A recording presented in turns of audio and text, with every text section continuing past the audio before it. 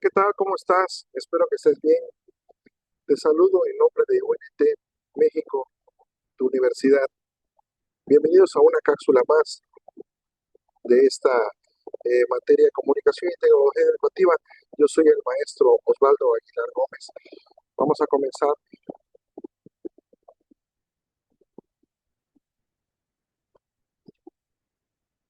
Como comentaba hace un momento, estamos en la semana 3, esta es la cápsula número 3 de la materia de comunicación y tecnología educativa. Estamos empezando la unidad número 4, que es la mediación comunicativa y tecnológica en la educación. Ya estuvimos viendo en las otras unidades pasadas temas muy interesantes acerca de cómo el contexto histórico de los medios de tecnología fueron evolucionando, así como también información relevante a la tecnología digital. Vamos a comenzar con el propósito de esta unidad, es que el estudiante analice y comprenda la función de los medios de tecnologías como herramientas mediadoras en los procesos educativos, reconociendo su impacto en la comunicación, el aprendizaje y la enseñanza. Asimismo, que se desarrolle la capacidad de seleccionar, adaptar y aplicar los recursos tecnológicos y estrategias innovadoras que favorezcan el aprendizaje significativo, colaborativo y centrado en la persona. Bueno, pues eh, se dice que actualmente estamos en una época donde la tecnología forma parte esencial de la vida cotidiana. Por lo tanto, también en el aula y en los medios digitales, las plataformas virtuales y los recursos interactivos, las estrategias innovadoras han transformado la forma en que aprendemos, enseñamos y nos comunicamos. En este contexto, la mediación comunicativa y tecnológica se convierte en un elemento clave del proceso educativo, pues permite conectar al docente, al estudiante y al conocimiento mediante herramientas que enriquezcan la experiencia de aprendizaje. En esta unidad vamos a invitar a reflexionar sobre cómo los medios educativos y las tecnologías pueden humanizar y el aprendizaje eh, puede hacer más flexible y dinámica la participación en el aula. Se abordarán conceptos como los medios educativos, las tecnologías orientadas a las personas, las estrategias de aprendizaje, apoyadas en una tecnología modular basada en problemas, así como el uso de plataformas didácticas. El objetivo es que los futuros educadores o profesionales comprendan que la tecnología no sustituye al docente, eh, sino que amplía sus posibilidades pedagógicas, promoviendo una educación más inclusiva, creativa y significativa en un ambiente agradable donde las posibilidades de aprendizaje sean infinitas, los recursos sean limitados y sobre todo también que sepamos distinguir entre una información fidedigna y una información no confiable. ¿Qué son los medios educativos? Pues se dice que los medios educativos son todos los recursos o instrumentos o soportes que facilitan la comunicación docente y el estudiante para lograr aprendizajes significativos. También los medios educativos son básicamente herramientas, materiales o instrumentos que usamos en el proceso de enseñanza.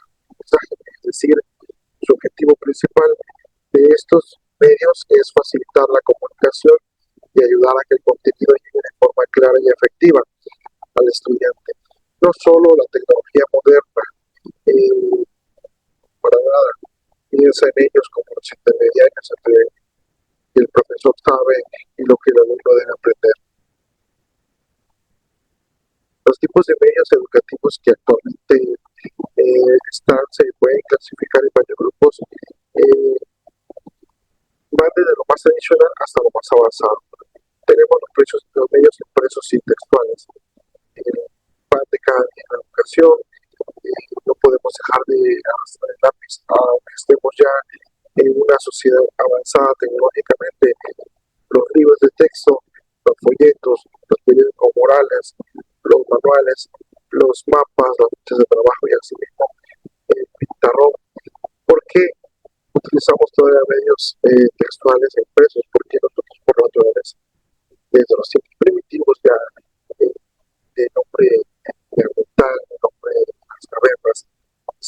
ha existido una necesidad por manifestar nuestras ideas de una manera pictográfica. Es por eso que aunque exista la tecnología, podamos comunicarnos con una persona vía Zoom, Teams o en cualquier plataforma digital o utilizar medios electrónicos, tenemos que usar siempre la necesidad de arrastrar los medios audiovisuales, los que se usan a la vista eh, para reírnos, los que son radio, podcast, las la televisión educativa como de la secundaria, que en México un caso realmente impresionante que abarcó décadas y hasta la fecha todavía sigue vigente. Eso lo vimos en la cápsula anterior. Medios tecnológicos digitales. Todo lo que tiene que ver con la era digital, las plataformas de aprendizaje como el Moodle, el software educativo, aplicaciones móviles, realidad virtual aumentada, internet, simuladores y por supuesto la inteligencia artificial que usamos en este preciso momento para poder hacer esta conexión.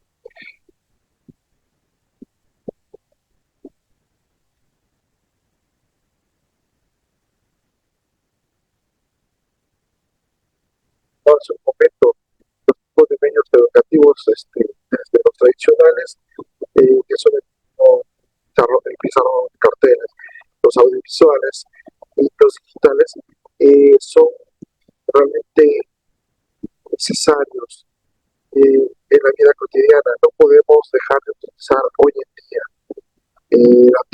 la tablet, el celular, la computadora, WhatsApp, pero tampoco dejamos de dejar una nota en la casa, de escribir en la libreta y tampoco dejamos de ver videos, que es lo que hoy en día estamos siendo bombardeados. Estos tres tipos de medios educativos tradicionales, audiovisuales, digitales o tecnológicos van de la mano para la vida cotidiana. Ahorita no podemos nosotros pensar que podamos prescindir de alguno de ellos, porque sería como si nosotros dejáramos o quitáramos una, un medio inherente ya a nosotros. Un ejemplo es que una clase de biología o un video en 3D sobre el sistema digestivo funciona como medio educativo que apoya la comprensión visual del tema. Otro ejemplo podría ser las simulaciones que se hacen con software sofisticados para determinar el peso, la resistencia o el alcance que tenga la tensión de un cable a sostener un puente o X cosa.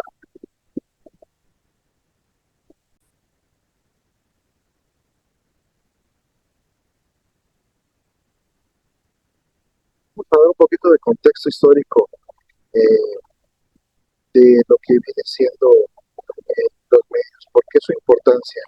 Anteriormente, los medios educativos se centraban en lo que es la transmisión oral del maestro a los materiales impresos.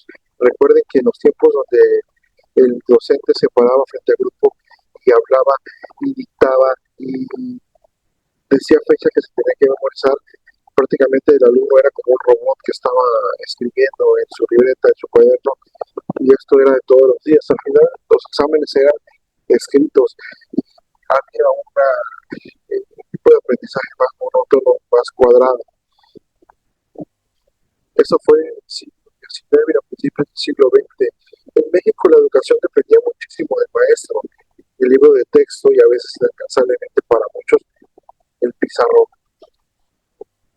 ¿Quién no tenía pavor de pasar al pizarrón a hacer una fórmula, a realizar una operación, a escribir una oración? Era como un castigo, pero pues desafortunadamente eh, no era tanto el pasar al pizarrón, era la presión que teníamos nosotros del profesor. La revolución audiovisual se dio a mediados de los siglos del siglo XX, después de la Segunda Guerra Mundial. La tecnología empezó a meterse en las aulas.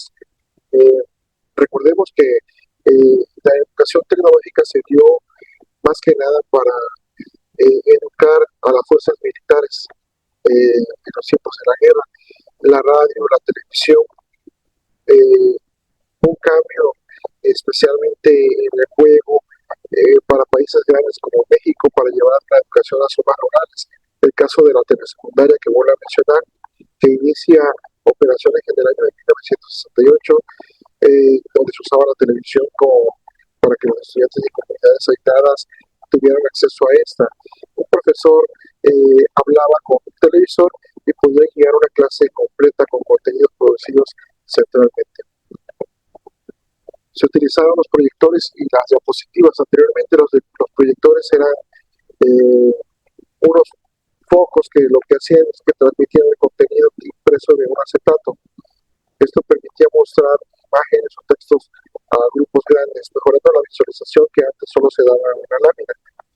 La explosión digital que se dio a finales del siglo XX y a comienzos del siglo XXI con la llegada de las computadoras e Internet. Recordemos también que había dos gigantes peleándose, se podría decir, la plaza de la información y de la tecnología, que era Microsoft y Apple.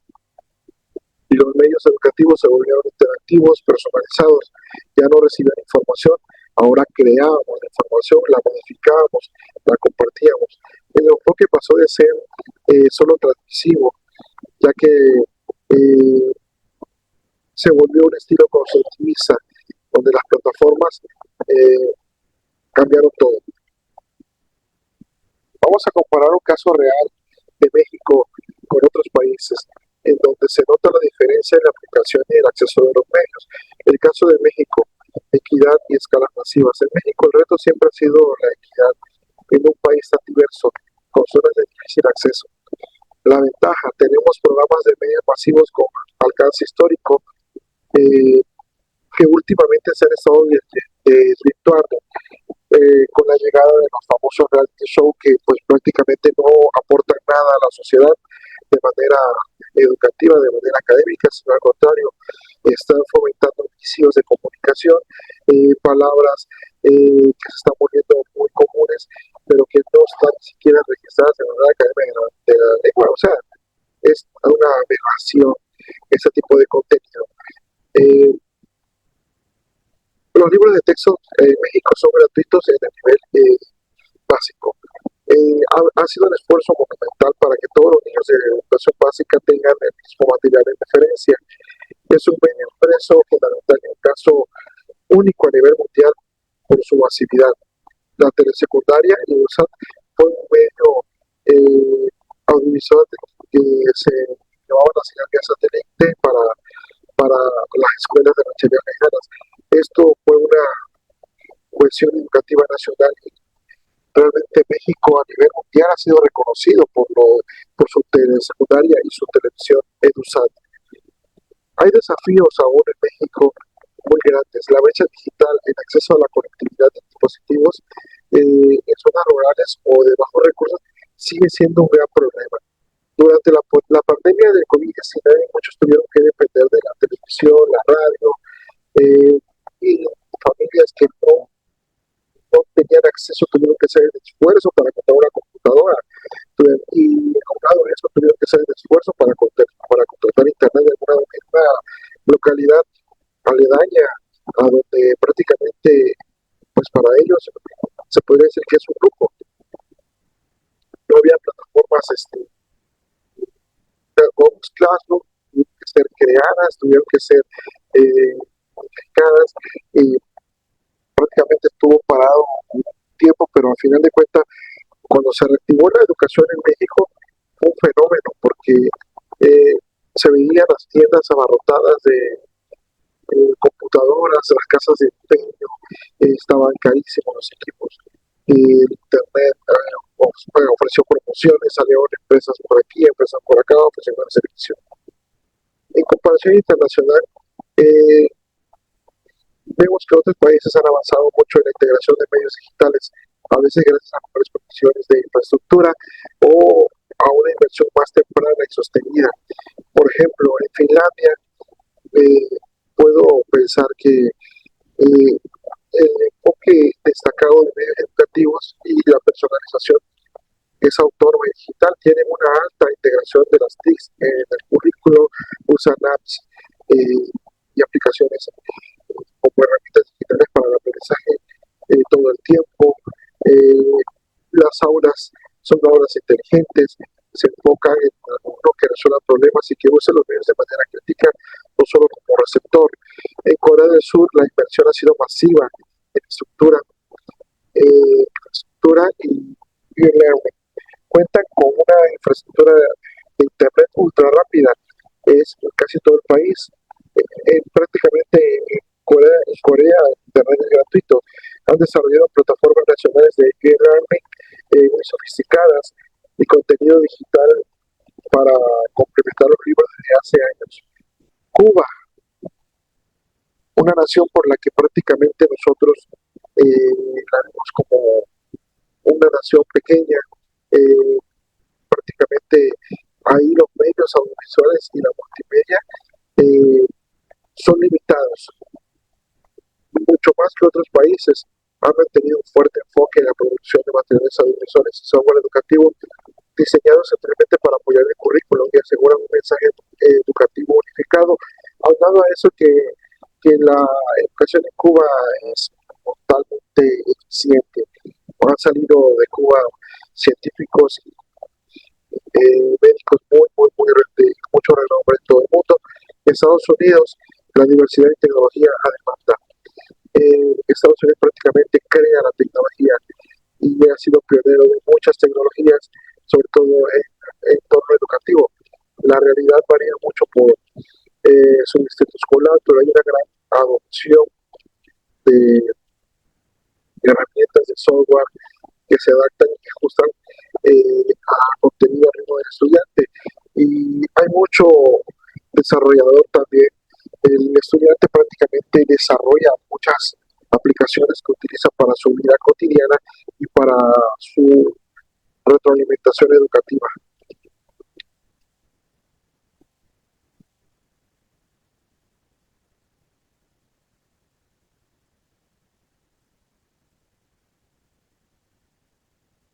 Bueno, vamos a dar una reflexión final de este tema, eh, que prácticamente lo importante en esta unidad 4.1, que son los medios educativos, es